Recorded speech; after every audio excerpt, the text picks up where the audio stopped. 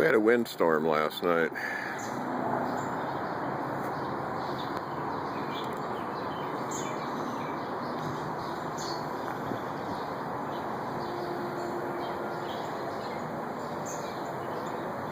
Now, to understand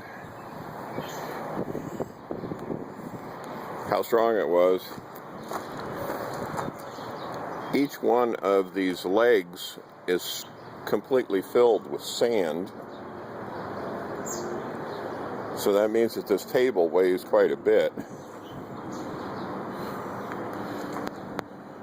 And it's kind of moved our little hen and chicks that we had planted. Here's the top of my outdoor fireplace.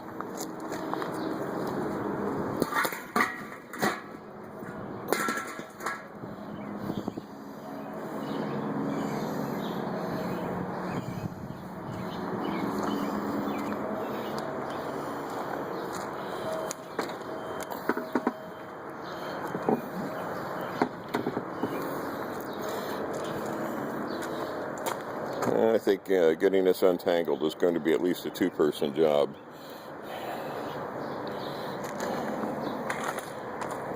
And that leg is broken, so it's not going back on this table.